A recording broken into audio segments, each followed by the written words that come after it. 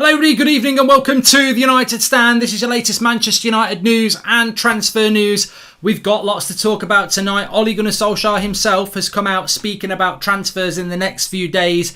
Is he blagging? Is he telling the truth? Is he living in hope? Is he actually closing the door on the window? We'll speak about that. Fabrizio Romano's given us an update on Saul Niguez we'll talk about as well. And there is a journalist talking about talks and monitoring of the Bissouma situation and another midfielder. We're also going to be talking about Pogba and what he said about Varane, and also the return of Marcus Rashford. It may not be imminent, it may be next month, but the reality is, how does Rashford fit into the United team, considering we know Solskjaer will pick Rashford the minute he's fit? How does that work? So lots to talk about tonight. We're going to start off about Solskjaer's comments and what that means for the Saul Niguez update from Fabrizio Romano. But as you can see in the top right hand corner, dun dun dun dun dun dun dun. It's not that sort of shark, it's Surfshark. Surfshark is a VPN, a virtual private network. One of the things best about Surfshark is their data protection services, making sure my private messages, photos, videos and other sensitive material is protected. Well, Surfshark is sponsoring the show tonight, and you can get a fantastic 83% off plus 3 months free when you use the code United Stand.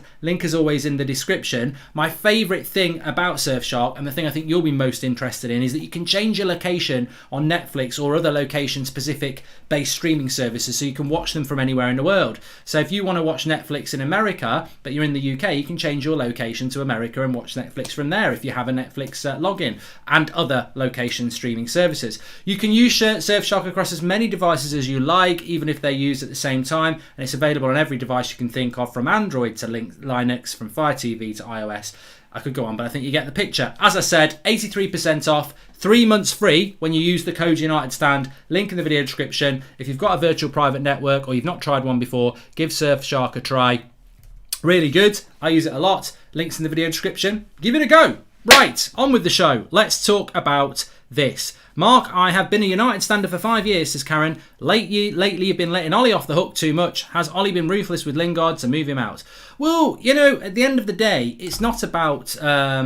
I'm not going to go mad at all, Karen, actually. Somebody said he's going to go mad. He's going to go mad. But the reality is, I haven't let Ole off the hook. I mean, to you, I obviously have, Karen, and everybody else. I'm fully aware of the differing, it's different shades of Ole, 50 shades of Ole, really, isn't it? Because there's so many different temperatures around Ole, and I think that I back Ole. I was disgusted with what happened on Sunday, and look, I'm firmly in the Ole doubt camp. I have been for a while, but it's a massive season for him, and I just think that, you know, for every positive with Ole, I accept there is a negative. But at the moment, I'm with him. There's not enough for me to start saying Ole out. If you have, that's up to you. But let's start off with what he just said tonight.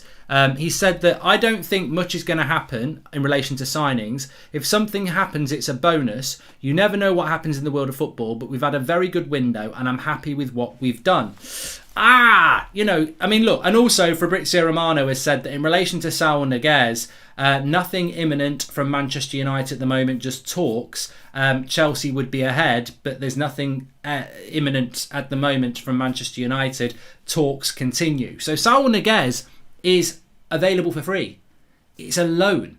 So this whole United can't do any more business to me is very confusing, when this is basically a loan deal. Are we now saying that because we're not selling him?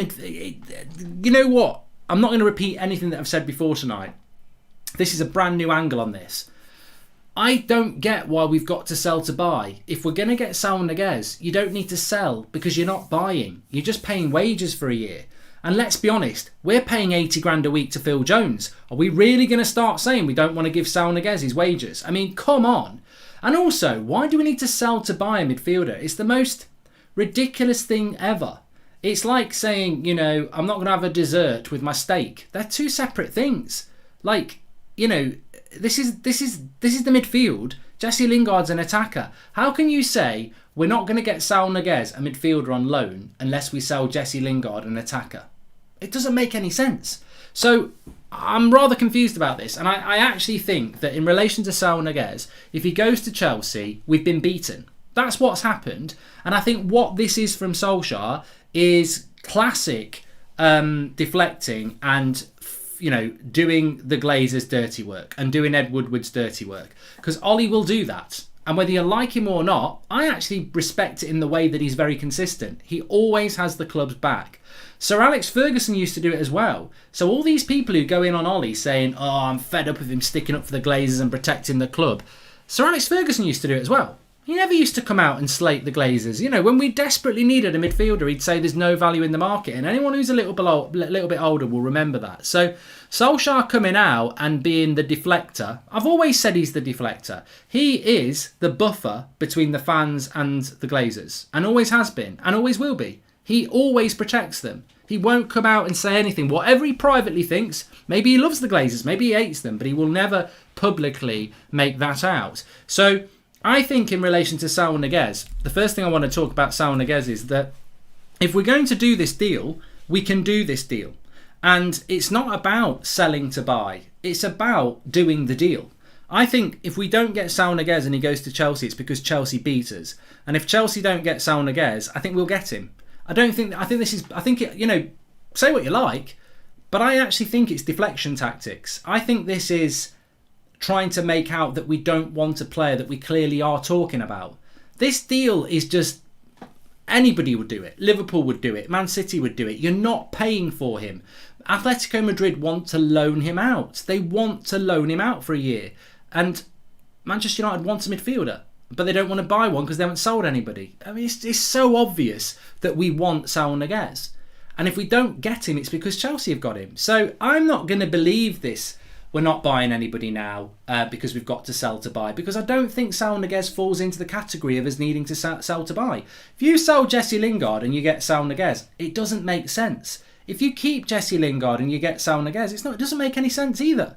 And what I mean by that is, you don't need to sell Lingard to get Saul Niguez. You don't. They don't play in the same place. And if you're saying, well, you need to sell Jesse Lingard to get the money for Saul Niguez, you're not buying Saul Niguez, it's wages. So I don't believe this anymore. I don't believe we need to sell to buy. I personally think we're up against Chelsea and we'll get Saul Niguez or we won't. And I don't think it depends on whether we sell or not. That just screams we have our fingers in loads of different pies, and if we end up selling someone, we will go for the cheapest option, says Sean Turner. And, you know, Sean's straight in with a good comment here. So let's, you know, that Romano has said is that United are in talks with Saul Niguez, nothing imminent at the moment. Chelsea are a little bit ahead of Manchester United, but both are in talks. That's where we are with Saul Niguez. Going back to what Solskjaer said, and I do want to talk tonight about what we're going to do with Rashford when he comes back, because I think this will be a really interesting conversation away from transfers later on in the show.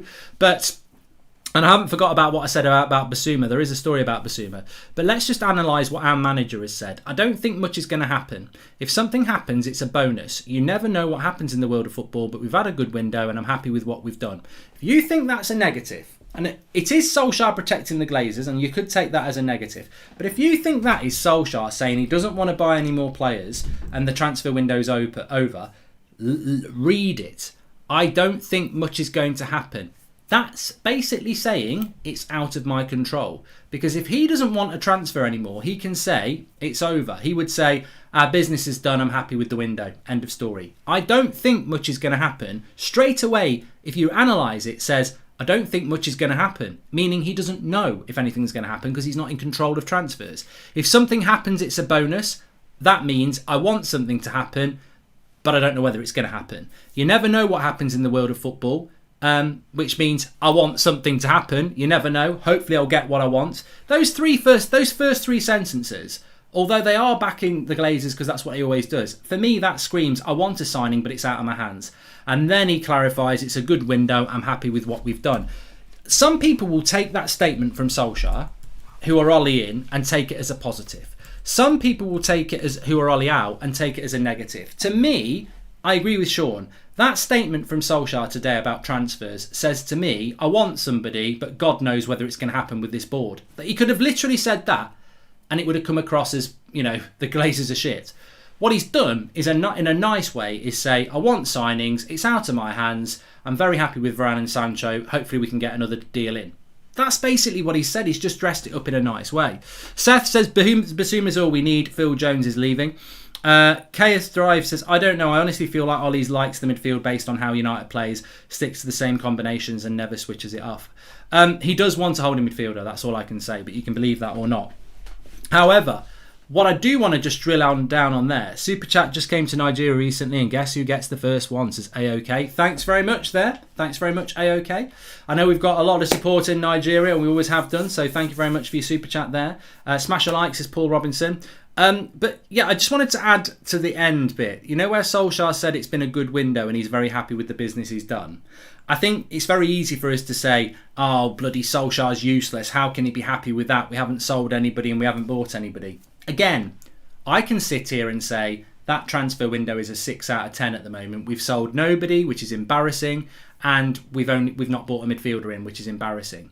And when I say we've sold nobody, I see Chelsea selling players. I see Liverpool selling players for good money, and we can't sell anybody. And it always reflects on our incompetent board. But Ole Gunnar Solskjaer cannot sit there and say, well, I really like Sancho and Varane, but have you seen what we've done in the transfer window? These bloody idiots, again, have made us look embarrassing. They've not sold anybody. I wanted a bloody midfielder. I haven't got one. We've got no chance of winning the title now. What a waste of bloody time. No, he can't say that. So he sits there and he says, look, I'm happy with the business we've done. With the business we've done is a very definitive statement. I'm happy with the business we've done. That means the business so far he's happy with. But it doesn't mean at the end of the transfer window he's going to be happy. And I think that, look, I think a lot of people are reading into that Solskjaer statement. And to be honest, I did it myself earlier on. I can't remember what I said about it, but I basically said, what did I say? 6 out of 10. Yeah, I said 6 out of 10 window. Varane and Sancho are excellent, but no sales and no CDM. And I think that's where we are with it. So I wouldn't get too upset about what Solskjaer said, because we know Solskjaer will always protect the club. And when you protect the club, you protect the Glazers. But I read that statement again this evening and I thought, really, he's saying he wants a signing, but he doesn't know whether he's going to get one because it's out of his hands. It must be very frustrating for Solskjaer as well, because you don't need to wander too far away from this to establish this. It must be really frustrating for Solskjaer because it's very obvious he wants a holding midfielder and he's not going to get one. And by all accounts, he's not going to get one because United have not sold anyone. And I mean, some people want to say, well, he could have sold Lingard, he could have sold Dan James. Could he? If he could, then it's on him. But do we definitively know that, or is it because of the incompetence of the board? What if Jesse Lingard is saying, I'm not leaving? What if he's doing a Wolf of Wall Street? I ain't fucking leaving. You know, at the end of the day, Paul Pogba's at this football club, and we know he's still here because he won't leave, because he wants to have a choice next summer for free. What if Jesse Lingard said, I'm not leaving. I like it here. I'm training here. Play me. If you're not going to play me, I'm going to go for nothing next year. What if Lingard's got the club round the... You know, it's as easy to... What I'm saying is I don't think that is the situation. But, you know, people are saying, well, he could have sold Lingard. What if Lingard says, I don't want to go to West Ham. I'm going to run my contract down. What if Lingard says, I'm not going to West Ham. I'm going to prove you wrong and play here. Pogba's doing it. Pogba's not going. We can't forcefully sell Pogba. You can't forcefully sell Lingard. Dan James this time last year, well, September, because the transfer window was a little bit later, there was a story last year that Ollie wanted Dan James to go and he refused. So what if James and Lingard are refusing to go? What if they're saying, I'm happy here, I want to fight for my place, I'm not going anywhere? I mean, of course, I would say, well, if that was the case, I'd tell them you're training with the reserves, but that's not Ollie. What did Teddy Sheringham say in the summer? What's everybody ever said about Solskjaer? Solskjaer is a nice guy. Do you think Solskjaer is going to send someone to train with the reserves? I tell you what, I will be stunned if Ole Gunnar Solskjaer ever sends somebody to train with the reserves or the kids. I just don't think it. So, but ultimately, I think in the absence of knowledge, the default position has to be that the board are responsible for selling players, and they haven't done it. And therefore, Ollie can't get his midfielder. Phil Jones, Pereira on contract. What the fuck excuses, says Lewis. We won't get Saul because Camavinga is priority. He won't leave till next year, so we will wait on a midfield, then we will lose out to PSG next year, says Emil Garcia. If United are stupid enough to sit and wait, they'll be waiting a long time.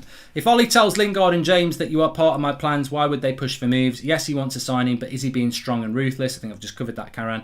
Pogba slating Ollie again. Pogba said Varane doesn't need time to settle in. Says a lot about our manager when a player has to guide him how to work, says Mario Franco. And one of the biggest mistakes in this window was not selling Martial. I like him, but he has declined so much. Be lucky to get 15 million for him next year, says Sean. and looked more into Bissouma. His contract expires in 2023. This window, January, would be the only windows for Brighton to get the highest price. It's Paraz. Well, we're going to talk about Bissouma in a minute. I must just come back on the Anthony Martial thing, and I'll defend Manchester United here, because even if they wanted to sell Anthony Martial, how are you going to sell Anthony Martial? And that rhymes. How are you going to sell Anthony Martial when he's on 250 grand a week? How are you going to sell him? Who's going to give him 250 grand a week?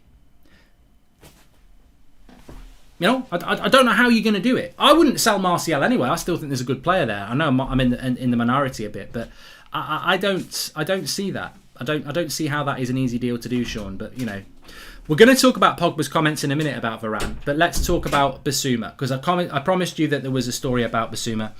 Mark, Zuma deal might be off, so hopefully West Ham come for Lingard. We live in hope. Don't support Ollie if he keeps supporting the board. There will be no solutions. He has to come out with what he wants and be consistent, says Alison's TV's channel. Ole Gunnar Solskjaer comes out and slags the board. He gets sacked and somebody else comes in.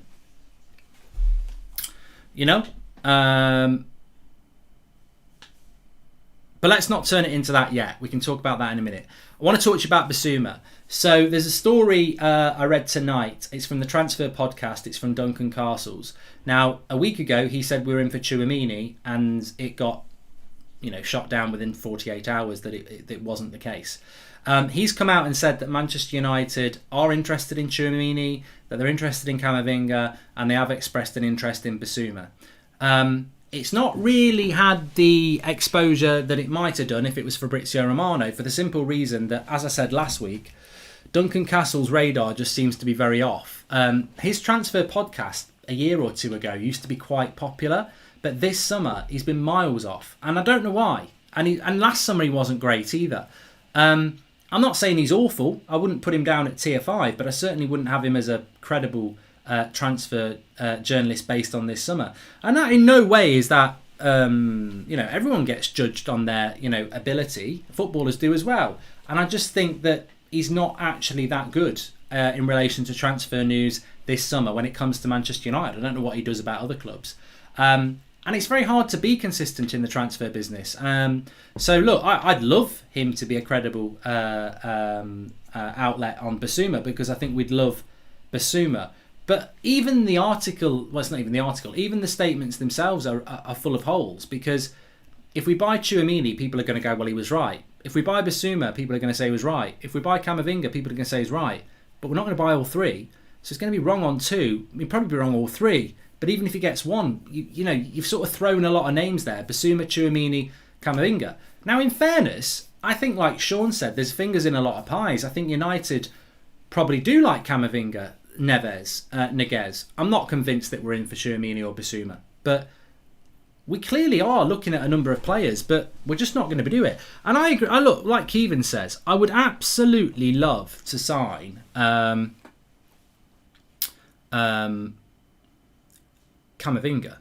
Bissouma, but I just don't think we're going to do it. I just don't think we're going to do it. I'd love it. Bissouma for me is almost like the low key favourite. It's the one it's the thinking person's one, isn't it? In fact, a different me would have been, well, I sort of have been, haven't I? I have been championing Bissouma. Probably not as much as some people in the chat, but I have said Bissouma a lot for 6 months. But if you're an old United Stand TUS Army member, then you'd know that I was obsessed about Fabinho. I was obsessed about Bruno. Bissouma should probably be that player I'm obsessed with, but I think the way United are, they sort of ground me down, that they don't really, it takes so bloody long to do it. But I would love Bissouma at Manchester United, but I don't believe that story. But I think, look, it's always worth bringing a Duncan Castles story in, because sometimes he's very good. But I'm sure somebody said to me the reason Duncan Castles was good is because he's a bit of a Mourinho disciple, and he was very accurate around United when Mourinho was there. But obviously Mourinho's not been here for a while now. And so, maybe that's why he's fell off a little bit. Arthur TV says, we signed Bissouma, Neves, and we win the quadruple. We signed Niguez or no one, and we riot in the streets of Manchester. We signed Bissouma, Neves, and we win the quadruple. We signed Niguez or no one, and we riot. I mean, you know what? It's interesting from Arthur TV there that he says that, because I think that, he's probably a very popular opinion there to say that I would say that I agree. A lot of people would rather have Neves and Bissouma, and they're not really. And nobody or Niguez is a risk. Well, nobody is a terrible risk. So, yeah, we'll have to wait and see. But I mean, look, I don't think Solskjaer's comments kill the opportunity for United. And as I said this afternoon, United do and have done deals late in the transfer window. They tend to be risky deals, though, and that's why I think Niguez is more likely.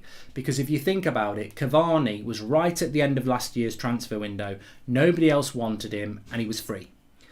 Agallo was right at the end of the January transfer window. Nobody else really wanted him, and he was free. I can't remember us doing a last few days transfer window where we're spending good money. So to me, I hope I'm going to be wrong, but I'm sort of leaning in towards it's going to be Niguez or nobody. Reminds me of when Ndidi came through at Leicester, went under the radar for a while. I've got the same feeling with Bissouma, says Jack Rankin. Thanks for the super chat, Jack. And I do agree with you. Because I think that, I've said this before, I don't expect United to ever sign Bissouma. But if you're an Arsenal or a Liverpool, I think if you got yourself Bissouma, I said it about Fabinho when Liverpool got him. I think he'll be a star, and he was. And look, there's no benefit for me. I wish Fabinho had flopped at Liverpool, but I knew he wouldn't. I think he's a fantastic player, and I think Bissouma will be a fantastic player as well, if and when he gets his move. Anyway, let's talk about what Paul Pogba said about Raphael Varane. Some people have sort of picked up on this, that Pogba might have been negative towards Ollie. I'd have to read the comments again, and I'll read them to you now, because I don't think Pogba really is negative towards Ollie, and I don't think Pogba would snake Ollie publicly on purpose. So let's read what he said. His experience from a young age will help this young team a lot, and his personality and winning mentality as well will reflect on the team because he's won it all. That's interesting from Pogba, because he's basically saying that Varane is a leader that this young team will learn from. And I think Pogba, after the game last Sunday, basically hinted at the fact that this team still isn't ready. It's dropping silly points and it's still not mature enough. So he's basically saying that Varane is a leader that's going to come in and help the team. And look, I think what Pogba is also saying, without saying, is that we talk about Harry Maguire being a leader at United, and he is. But the leadership you're going to get from Varane is a very different leadership to Harry Maguire. Like, Harry Maguire is one of those leaders that's invaluable, and we know that. We've missed him in the Europa League final. But Harry Maguire is, to be blunt, Harry Maguire is a captain who shouts and leads without winning. Varane wins things. It's a different type of leadership. So, and that's not taking anything away from Harry. I think they'll work together brilliantly. But Varane is a winner.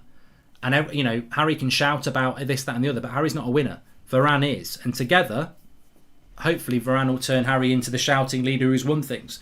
Paul Pogba and Varane settling in at Old Trafford. He says, I don't think he needs any help from me. He likes to do it himself. He's a very mature person and a good guy. Also very positive in the changing room and with his new teammates. I think I've seen that from Varane. There's a very good documentary on Amazon Prime about him. And he also said that Raphael Varane's quality, experience and personality outside the pitch will help the team a lot. So look, I didn't pick anything up on what Pogba had said about Varane being ready to play straight away, because I haven't picked up anything on that at all. So I don't really know what that's all about. But look, the reality is the past is the past. The past is the past, isn't it? And I think that Paul Pogba and Varane have a great relationship and know each other very well. And Varane should have played on Sunday. If you don't win the game, Ollie got it wrong. Hi Mark, I don't want to change the topic. Please ignore this if you've talked about this already. The news about Ronaldo joining City has left me aghast. What are your thoughts about it? Says Saresh. I'm hopeful it won't happen, Saresh, but I'm also aware that Man City are going to buy somebody. And all I'll say is we're not going to delve into it too deeply now, because why talk about something that hasn't happened? But if Ronaldo goes to Man City, I'm sure I'm not the only United fan that's going to be distraught by it. It'd be horrible. It was horrible when Tevez went, but you could sort of wash it off that he was a mercenary. Ronaldo's an intrinsic part of our recent success. Don't you find it strange Ollie hasn't started either Sancho or Varane, yet Lukaku and Grealish went straight in? If Sancho and Varane started, 6 points, says Sean Turner. Look, I know we're getting close to the Wolves game. We're playing Wolves on Sunday, as George says. I'm looking forward to that game, but I'm not over that Southampton game. And I think in many ways, because the transfer window's still open and there's still talk about players going or coming in, it sort of deflects your analytical nature of a football match. If that game had happened in mid-September when the transfer window was closed, I think there would have been a hell of a lot more scrutiny because we wouldn't be talking about transfers. The reality is that Sunday result has sort of been washed over and forgotten about for various reasons. And, you know, the misuse of Donny van der Beek is a huge issue. But the fact that he didn't pick Varane and Sancho probably hasn't had the exposure that it deserves. Because I remember when that team news came out, a lot of you were very angry. Not all of you. Some of you were like me and just went, look, are you surprised? And we beat Leeds last week and Ollie got it right and he's gone with a team today. And if he wins, he's got it right again. But what everybody did say is if we don't win, you've got to scrutinise the decision not to pick Varane. Now, people say, well, the goal we conceded was Fred's fault. He didn't control it properly. He didn't close him down quickly, and we just didn't play well. And the midfield was dreadful. But I also think if we'd played Varane, we would have defended better and we would have moved the ball better. I think if we, forget Sancho, I think if Varane had started, we would have won that game. Because I don't think people understand how good Varane is. And, Ollie didn't pick him. And I don't understand why he didn't pick him as much as I don't understand why he doesn't pick Van der Beek. There are weird oddities to Solskjaer's managerial time at Manchester United. And maybe people could tell me that happened at Mulder, and maybe people can tell me that happened at Cardiff. But no matter how much I support and hope that he's the right manager, I have to be honest and say he continually does things that I just cannot understand. And the worst thing you can do as a manager in any walk of life is confuse your staff. And we are his staff. We're it's Ollie's army, isn't it? It's Ollie's team. He's the manager of Manchester United. You can't, well, some of you do, but ultimately we want him to succeed. And he is our boss. And, Sir Alex Ferguson was prone to the odd team selection every now and again, but consistently you sort of knew what Sir Alex Ferguson wanted to do and what team he wanted to get out.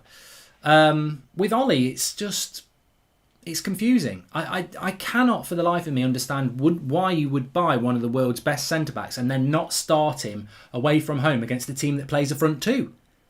Like, they play a front two. We know Lindelof can get exposed in a front two. He can get exposed with a front one. I don't understand why he didn't do it.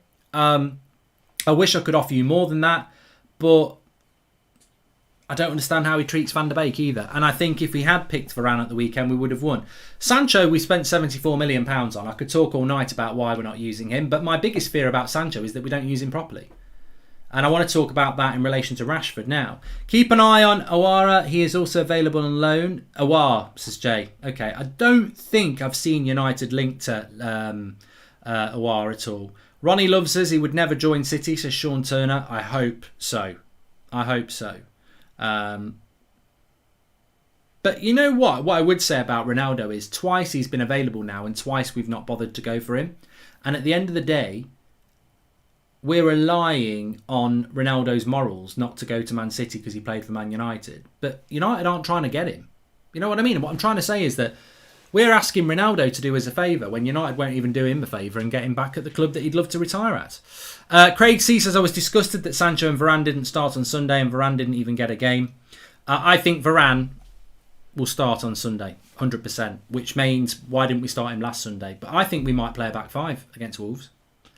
Early spoiler alert, I think we might play a back five because Ollie loves to adapt to the opposition and Wolves tend to play with a back five, don't they? I don't know whether the new manager does. I've really done my homework on Wolves, but I think they are still playing a back five. I'm bored of this window. Just end already. We aren't getting a midfielder, said Jamie. Well, I want to get into your questions in a minute, but I did really want to bring this in tonight. Now, Rashford is back in training, but we're hearing it's gym work and, fitness work. It's not physical training or anything like that. So, there was talk of Rashford being back for the middle of October. I'd say he'll be back after the international break, which is only, I think we're playing Villa.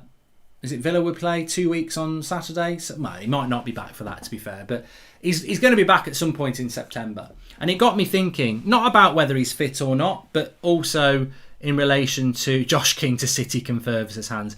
It got me thinking in relation to, look, Donny van der Beek, no chance, is he? He's got no chance of starting games. Marcus Rashford, 50% fit, you're starting. You know, and this is the thing with Ollie, and this is why people say he's got favourites. Because many of us think Donny van der Beek deserves a start, but it's always about waiting for your turn. Many people felt that Rashford was poor at the end of last season, was injured, straight in the team.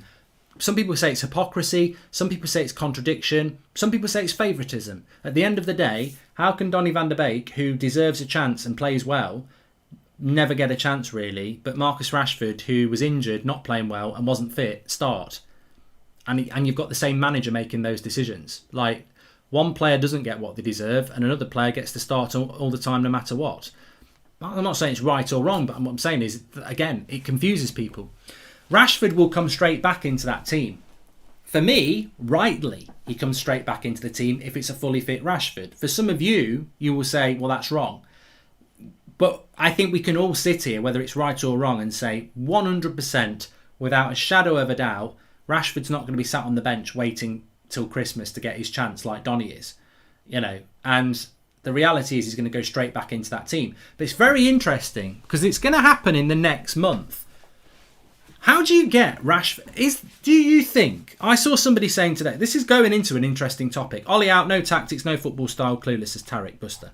We're going into an interesting topic here because remember all through the summer, we kept getting these leaks from different news outlets. And I said, I think this is coming from the club because it's coming from the journalists that tend to get stuff from the club.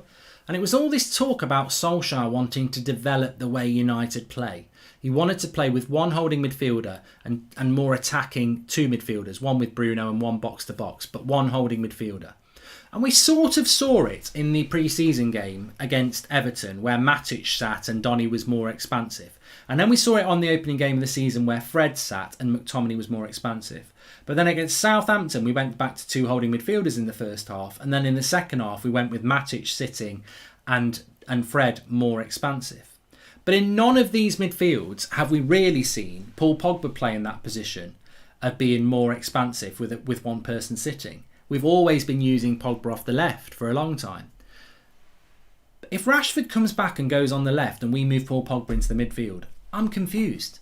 I'm really confused because if that's the plan, that means you're playing Pogba on the left while you haven't got Rashford. But when Rashford's back, you're putting Pogba into his best position in the midfield. But if that's the case, why would you sacrifice your best midfielder to put him on the left when you could keep him in the midfield and use Martial on the left or Sancho and have Greenwood on the right or Dan James or something like that? So I'm confused as to what Solskjaer's plan is this season, because at the moment we've only had 2 games and it's very hard to judge. Zuma to West Ham is off. Interesting, says Stephen Cherney. Where's that from, Stephen? And Ollie's saying Sancho will be an important player for us like Van der Beek worries me, says Gordon Murray. He's got to start picking Sancho. But we've only had 2 games, so it's very difficult. The Southampton game we played a bit like last season, and Leeds are so open it's very hard to tell. But if we are looking to play a different way this year, why would you put Pogba on the left wing while Rashford's out? A lot of people think Pogba off that left wing is better than Rashford and gives more balance to the team in an attacking sense, because they do. But I'm like, if Rashford gets fit, he's not a number 9, he's not a right winger, he's not a number 10, he's a left-sided attacker. So Rashford's going to come into the team for Pogba. Are we going to put Pogba on the right side and bench Sancho? I can't see that. We're going to put Pogba where McTominay played and where Fred played. That's where Pogba's going to go when Rashford's back. So why isn't Pogba playing there now? I don't know. I don't know. I thought it was a really interesting thing to do because Rashford's going straight back into that team, and I agree with that. And if Rashford's going straight back into the team, he's going on the left, which means Pogba's coming out of the left, which means Pogba's going into the middle, which means at the moment we're putting Pogba on the left because Rashford's out. Should Pogba not just be playing in the middle? I don't. Or it's not that simple, and actually Ollie doesn't know. Ollie's like, Karaki, Pogba's best off the left. Rashi's out. Play Pogba there. Hey man, what you gonna do when Rashi's back? Maybe Pogba will be injured. I don't know. I'm logically, in a footballing sense, I think obviously Rashford's going to go on the left straight away, which means Pogba comes in the midfield. But then it makes me think, well, why isn't Pogba in the midfield now? Because it doesn't make sense to use one of your best midfielders on the left just because Rashford's... I don't know. Or maybe he's just playing on... I don't know. We'll have to wait and see what happens. Como says, well, look, Pogba is better on the left because he doesn't contain well when he's near his own box. But we can't play Pogba and Rashford on the wing. And the reality is, if for those people who think Pogba's better on the left, I'm not going to argue with you, but that's Rashford's position as well. And you know that Ollie's not going to bench Rashford. It creates an interesting situation when Rashford's back, because to me, Rashford can only play left side attack. And if people think Pogba can only play left side attack, then you've got a problem, haven't you? Because you're going to have to start doing weird things. Like, what are we going to do? Keep Pogba on the left and put Rashford up front? He's not a number 9. You just don't know what Ollie's going to do. And look, somebody said there, well, he'll pick them both, won't he? He'll find a way to get them both on the left wing. He'll play with 2 left wingers. I don't know. I mean, the interesting thing, what I would say about Rashford is, Smutty says Rashford's too selfish. I think what I would interpret that in a different way. And I would say that when we have Cavani up front, and you've got Rashford and Greenwood as the wide attackers, it doesn't work because Rashford and Greenwood are very similar. They are wide attackers who like to get shots off. They're goal-scoring wide players. And the problem with that is that you're totally reliant on Bruno as the creator, because Rashford and Greenwood are very much about getting shots off. And it means that Cavani gets no service. When Pogba plays on the left and Greenwood's on the right, Pogba's a creator and Bruno's a creator. So Cavani gets more service. We saw that at the end of last season. So if you take Pogba out and bring Rashford in, and you've got Bruno and Greenwood again, Cavani's going to suffer. But of course, this is why Sancho is very important. You take Rashford on the left as your wide left attacker who wants to score goals, but you put Sancho on the right who wants to create goals, and you've got Bruno who wants to create, you've got the right balance. You could say that Pogba, Bruno and Sancho, too many creators, no one who's going to score you a goal. Although Sancho can score goals. So, I mean, look, for me, I suppose we spoke about it before the start of the season, but and Munia says, what happens with Martial then? I think it's going to be very hard for Martial. He didn't light the world up against Southampton. That might be his last chance until the Carabao Cup. So, Martial to me doesn't look totally fit, but it was a big opportunity for him Sunday. But unfortunately, he was in the graveyard shift again, wasn't he? I mean, I heard people saying, he needs to get on the ball more. I mean, I'm like, have you ever played up front when you're not getting any service? You talking about getting on the ball more. What do you want him to do? Pick up the ball up and become Lionel Messi again? I think you need service as a striker. I think Cavani would have struggled against Southampton. The service was very, very poor.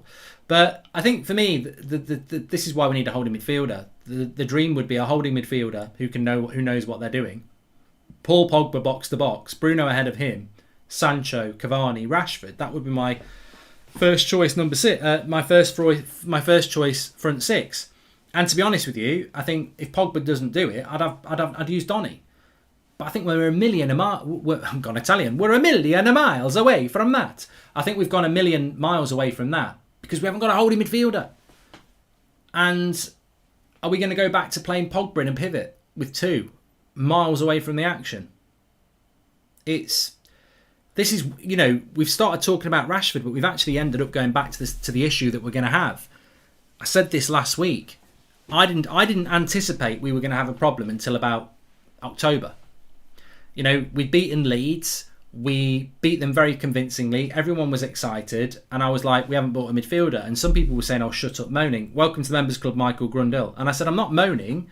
I think that at the end of the day, we are going to suffer from about October to Christmas when we realise our midfield isn't good enough.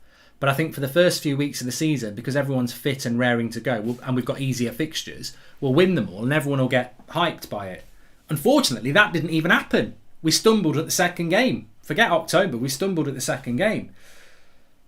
The issue we're going to have is when Rashford's back fit, he goes on the left, Sancho goes on the right, Cavani goes up front, or Greenwood, Bruno goes in at 10, and then you're going to have this midfield situation that's meant to have a holding midfielder in Pogba, or a holding midfielder in Donny, but it's going to have probably McTominay and Fred again, because we haven't got the holding midfielder.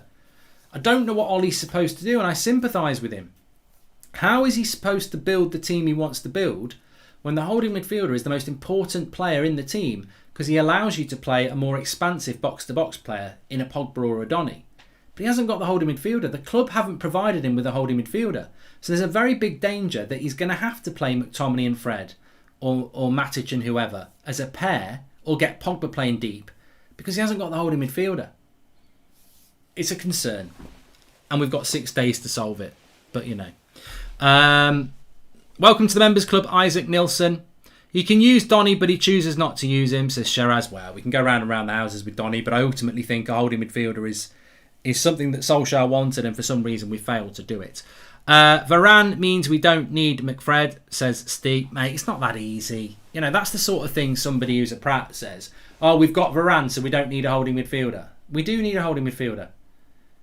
Varane doesn't turn Fred into a player that can take the ball off the back four and run the game. You don't need two. You're right in a certain extent. With Varane, you don't need the two holding midfielders. But you still need one. We haven't got one. It's not about playing McTominay and Fred together because to protect the back four now. It's about having a holding midfielder who can do the job. We haven't bloody got one. We haven't got one person who can sit in our midfield for 40 games and run the game. Matic 4 years ago, yes. Not now. Fred, he can't bloody pass. McTominay, he ain't a holding midfielder, is he? So it's staring us in the face, and unfortunately we saw it all. It's not a prediction. We saw it all last season and we saw it on Sunday. We needed to buy a holding midfielder and we haven't bloody got one. And even if we get Saul Niguez, is he going to do it? I mean, I don't know. Somebody needs to tell Mehdi. He says Garner. I don't know whether you're aware, but he played for Forest last night, mate. He ain't ready, and he's not here anymore. Welcome to thank you for the super chat, Seamus Kenny. Darren G says Ollie should have prioritised signing a CDN then. Well, that's one thing I would concede. It's all right saying, we're running out of time to get a holding midfielder, but I've said it before and I'll say it again. I really, really, really, really do like Jadon Sancho. I love the signing of Sancho. But should it have been the priority? The reality is, if you don't buy Jadon Sancho, you can still play Mason Greenwood on the right. And we desperately did need to buy Jadon Sancho, but did we need Sancho more than we needed a holding midfielder? And for me, we didn't. And I'm not in any way saying we shouldn't have bought Sancho because I like him. I think he's a really good signing. But if I was being told you're only having two out of a holding midfielder, a centre-back and a right winger, I'd have gone with the holding midfielder and the CDM. Now, we don't know what Ollie's decision was in that. We don't know whether Ollie was told he was getting all three. But the reality is, I think we know that we did need to get one. And at the moment, I think you could probably safely say we're not getting one, because even if we get Saul Niguez, is he a holding midfielder? I saw somebody say it there. We're not getting one because even the players we're linked to aren't one. Mark, let's not pity Ollie. A quality coach will win league titles with these players. Ollie still don't have a style of play. In game management is poor, says Tariq. I disagree with you, Tariq. I don't think Pep Guardiola or Jurgen Klopp could win the title with that squad. I think they get close, but they haven't got a holding midfielder. And you look at both those managers, they wouldn't put themselves in this situation. There's no way Pep Guardiola would have prioritised Sancho and Varane over a CDM. Look at all the Pep Guardiola sides, from Busquets through Bayern Munich to Manchester City now. They always have that holding midfielder to run the game. And look, Fernandinho is well into his 30s and he's still got him there because he knows he can do that job. Jurgen Klopp, look at all the holding midfielders he's had through his career. They know that position is massive. It protects the back four and it runs the game. They wouldn't. I don't think they could win the title with Fred doing that job or McTominay. So I do think that we are a holding midfielder away from a team that other managers could win the title with, and therefore you'd put that pressure on Ollie. But at the moment, I just think that there's a ready-made excuse there, and I think sometimes that benefits United because the longer this process takes, the more excuses they can have. As I said, they've got more excuses than a pregnant nun. Pep Guardiola and Jurgen Klopp wouldn't bottle semi-finals, let alone a final. Yeah, Mario G, look, I'm not going to have that. I'm not going to have that. Pep wouldn't do this, Klopp wouldn't do that. Look at the team. I always look at a team. If you give Ole Gunnar Solskjaer Man City's team, does he win the league? Well, he bloody should do. If you give Ole Gunnar Solskjaer Chelsea's squad, should he win the league? I think he should bloody challenge for it. You give Ole Gunnar Solskjaer, you give Tuchel or Klopp United squad, should they win the league? I don't think so. Because I don't think without a holding midfielder you can really expect it. Which is what pisses me off about going into this season. It's why I predicted we finish third. Because I don't actually think, whether you rate Ollie or not, whoever the manager is, I think people are sleeping on how important having a holding midfielder is, and we haven't bloody got one. I don't think Jurgen Klopp could work miracles with that team because he hasn't got a holding midfielder to do it. We're sleeping on it. Some people are sleeping on it. They're like, oh, you don't need one, we'll be fine. People underrate Fred. No, we're talking about winning the Premier League. You don't win a Premier League without a good holding midfielder, and we haven't got one. Key about Pep with the CDM's mark, he turned Lahm into one because he was one of the most intelligent players ever. He would use Donny van der Beek in that role, says Gabriel Noah. Look, mate, I'd love, as an experiment, I'd love to see what Pep Guardiola would do if we forced, if the government came out with something that said Pep Guardiola must manage Manchester United this season and Ollie must manage Man City. I'd love to see the experiment. I don't think anyone would be comfortable with it, but as an experiment, I'd love to see what Pep would do with that United squad this season. I'd love it. Because he manages City. I don't like it, but I can't not say that Pep Guardiola is a genius as a manager. I'd love to see what he would do if he was forced to manage Man United this season, because there's a lot of good players there. But I'd love to know what he'd do with the midfield. And I would bet you very good money that he wouldn't use McTominay and Fred in his midfield in any combination. I don't think he would. He might do, but he certainly wouldn't do it the way Ollie does it. And I think he would get inventive. I think he would try and use a holding midfielder that was either Pogba or Van der Beek. Or maybe he'd use bloody Lindelof. I don't know, but I don't think he'd use what Ollie uses, because Pep understands football to an unbelievably articulate level. And he understands that holding midfielder, just like Tuchel and the way he uses Jorginho, they understand that role is really important. It dictates the game. You can't put a chancer in that role. You can't put somebody who might pass it off into the stadium. You've got to put somebody in there that's going to set the tempo and have a pass succession rate that's around 90% every bloody game. Because that means they're doing their job.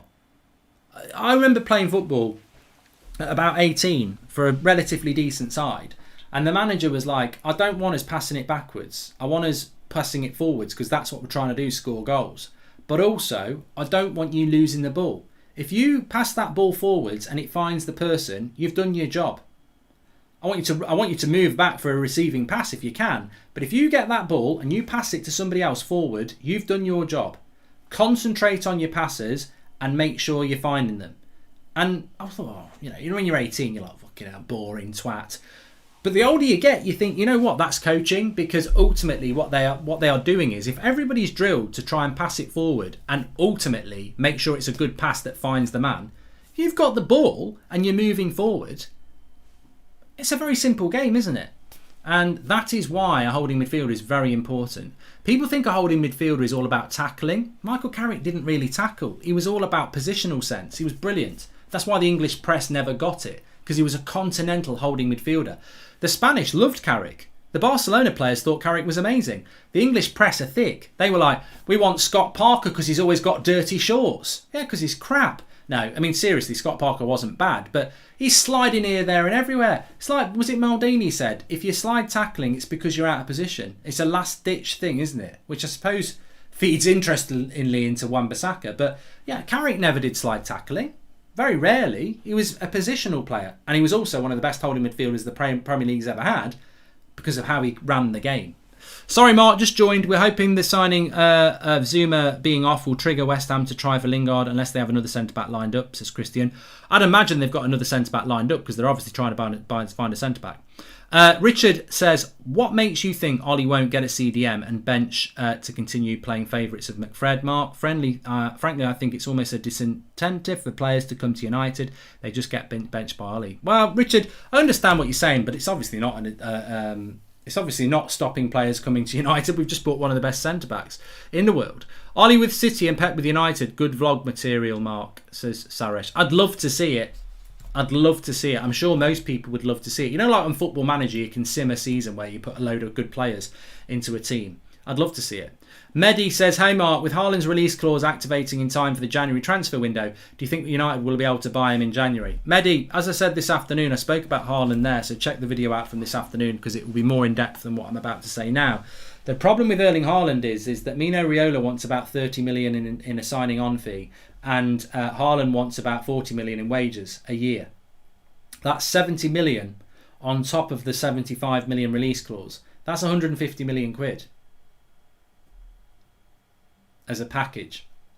I'm Ollie out, but things that would make a good season for me is Ollie rotating the squad, better subs, using Van der Beek, playing better football, breaking low block and getting third. That's an improvement. Look, people can take this however they want to say it, right? However they want to take it. But I said it last season, so I'm not lurching to Ollie out or Ollie in or anything like that. I've always said this. I think that Solskjaer, Carrick, McKenna are young, learning on the job coaches. I said at the end of last season, if I was Solskjaer, I would have sent off all my coaches to different parts of the world to learn the game. I wouldn't have sent them on holiday. I thought that there was so many issues with the coaching side of United last season. We were very basic. We were basically playing with a back six. We were relying on individualism and we were hitting teams on the break. That is Sam Allardyce football. It's not Sam Allardyce football, but Sam Allardyce's football was very, very simple. It was win the second ball, be physical, get after the high ball and, be well organised. And, what's different to being well organised with a back six, individualism and catching teams on the break? I think there's a development of United's coaching that needs to go up a level. And my theory last season around Van der Beek probably hasn't changed, even though I hoped it had. I think the issue that Solskjaer has, and he doesn't do the coaching. He said, I don't do the coaching, others do. So I think the issue Solskjaer's got is his coaching is not good enough. I don't think our coaches are good enough. I'm hoping they're going to get better, and this season is going to be huge, but I think the reason they don't use Van der Beek and Pogba properly in the midfield is because they're not good enough coaches. And I think the reason that they use McTominay and Fred is because McTominay and Fred are not on the technical level that Van der Beek and Paul Pogba are. So if you tell McTominay and Fred to sit in front of the back four, protect them, be energetic, put the tackles in and play a simple pass, that's very easy instructions. If you tell Paul Pogba or Donny van der Beek to sit in front of the back four, break the play up and play a simple pass, they're going to go, I'm one of the world's best midfielders, Paul Pogba. I've been educated in the Ajax way since I was a little boy, Donny van der Beek. I think the problem they have with Pogba for me is out of position. I know he's brilliant on the left wing, but he's out of position. Donny van der Beek is a number 8. He's a number 10. He's whatever you want him to be. And we can't get the best out of him. And we can't get the best out of Paul Pogba in the midfield. And I think it's abundantly clear, in my mind, that we can't use these players properly because we don't know how. I don't think the coaching is at the level it needs to be. I think we send out midfielders to do a limiting job. They're containers. When actually, in the modern game, you have one container who conducts the game and one box-to-box player who runs the game and a more attacking midfielder who creates the game. And we've not figured that out yet. And we saw it again against Southampton. So I think the reason we use McTominay and Fred is because they're very easy to tell to do a simple job. You tell Van der Beek or Pogba to go and do that job and they're going to be like, what? I don't think our coaches know how to use these players. Donny van der Beek, to me, has always been a player that is a one-touch, high-energy player who can give and go and make things happen and be tenacious. Paul Pogba is the sort of player that can run at a player. He can hit a 50-yard pass. He can dribble past the player. He can play a 1-2. But we're so slow in our tempo that these players end up getting swamped. People say, why does Paul Pogba always get caught in possession? Because at United, he's not really got players around him that create the space for him. I think it's a coaching issue. I do. I think it's a coaching issue with Van der Beek, and I think it's a coaching issue why we don't play Pogba in the midfield. And I think a lot of it comes down to not having a holding midfielder, and I think a lot of it comes down to the coaches not actually having the confidence to get the best out of these players. So we actually go with the easier option, which is contain. But maybe I'm wrong. And I spoke about that last season about Van der Beek. It's not a new thing. So, you can't play one touch with Fred, says Paul Lucas. No. It's not excuses for Ollie. You could say it's actually Ollie's the manager. But the reason I said the coaching is because Solskjaer himself has come out and said he doesn't do the coaching. But as I said last season, change the coaching. I've always said that. And look, we're not at that point now. I'm wandering back into last season reasons, and ultimately we saw a very last season performance on Sunday. So I'm talking about the issues were there at the end of last season. This season we're meant to be seeing something new. It's too early to say. We might play Wolves off the park next on Sunday with Donny in the midfield, in which case we've moved on. Too early in the season to say, but I'm talking about last season issues. But what I also said last season was that I've never liked the fact that we've got an inexperienced manager in Solskjaer and then we've got inexperienced coaches. Solskjaer should have been surrounded with experienced coaches, or you should have an experienced coach with inexperienced coaches. We've got inexperienced coaches and an inexperienced coach. And I think that's why you see them all happy and smiling together, because they're all in it together. But ultimately, how much better would we... I mean, look, this Eric Ramsey we've brought in, I think he's a good coach. And I think we'll see the benefits of that. I would like to see a couple more like that. I'm not saying who I'd get rid of, but there's certain coaches I'd move out and bring in top-level experienced coaches. But, because it's... the thing is, like, when Mourinho comes into the club, he comes in with the coaches that he's always had. I think Nuno took his coaches with him to Wolves. I think Jurgen Klopp took his coaches with him to Liverpool. Pep took his coaches with him there.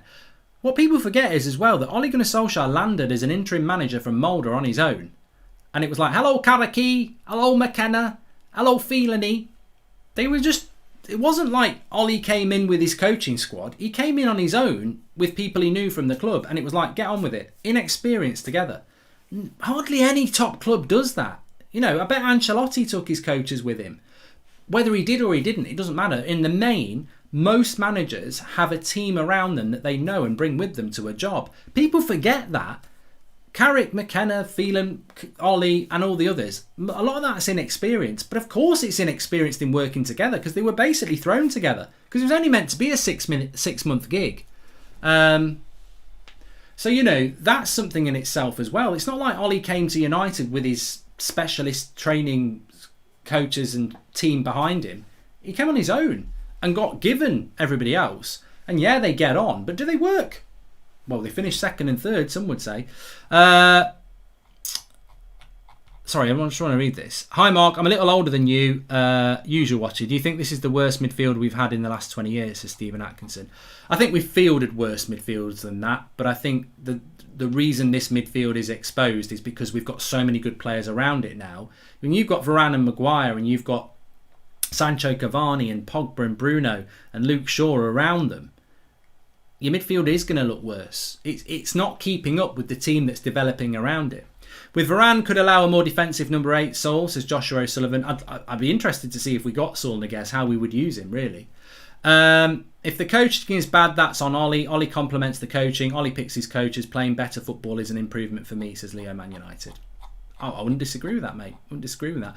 And what I look forward to is the fact that we're playing on Sunday. And if we drop points again, there's going to be a lot more of this talk. But if we win, then, maybe that Southampton game is a blip. But what I look forward to now is, I'm looking forward to the end of this transfer window. Like I said, Jamie says, I really hope we can get a holding midfielder in. I really do. It'll be a horrible, horrible feeling on Wednesday morning if this is the end of our transfer window. Because from Wednesday morning until next summer, really, because January we won't do anything, it's really going to be about how this team is going to develop. And that's the most important thing. How is this team going to develop this season? And it will be analysed a lot. There's talk of a Camavinga bid. Let me just have a quick look. I mean, it's on the One Football app, which I use a lot, but I haven't got it. I haven't got my phone with me at the moment. I haven't seen anything about it. Arsenal technical director Edu is under growing pressure at the club. Okay, that's nothing to do with us.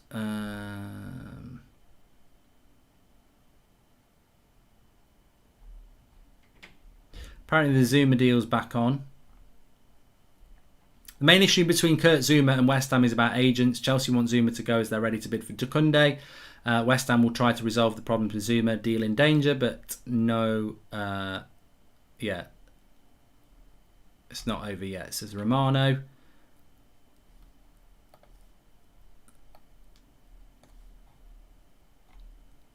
I can't see what this is all about. If anyone knows where it's where this is sourced from,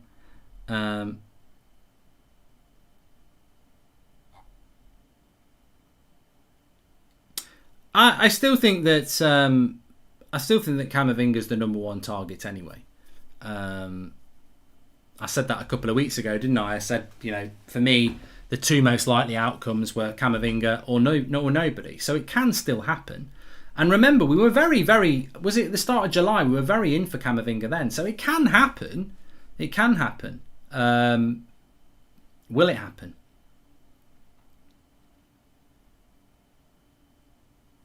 We've spoken about Bissouma already, Lincoln Design, so I'm not going to go back over that. But we'll see. We'll see. Is Camavinga a CDM? I'll answer that, Himanshu. Is Camavinga a CDM? Make sure you smash a like on the video, by the way. Is Camavinga a CDM? For me, Camavinga's two best assets are tackling and passing. If you've got those two as your assets, then I think you can be. The problem is, at Rennes, he hasn't really played there. He has played there, but he's not really been playing there. Because I think they've got Nzonzi there, haven't they? I think they have a holding midfielder. But I think Camavinga can play there. But are you going to play an 18-year-old in that position in the Premier League? He's not going to do it, is he? I mean, he might do it. Can you imagine Ollie saying, 18 years of age, just playing the holding midfield, I'm going to play Pogba there. Pogba, you've got the freedom of the park. Camavinga, you've got to defend all on your own in the Premier League. It's not going to happen, is it? It's not going to happen. We'll have to wait and see. I don't think there's anybody credible talking about Camavinga bid yet, but we'll see. We'll see. Right, please make sure you smash a like on the video and subscribe, bottom right hand corner. We have been sponsored by Surfshark today, the virtual private network, so make sure you give them a go. You can get 3 months free on Surfshark. Give it a try, links in the video description. Thanks everyone for watching. I hope we are going to get some developments over the next few days. I'd love Ndidi at Manchester United, the sketch, but let's wait and see. Thanks everyone for watching. Smash a like on the video. I'll speak to you all soon. Take care.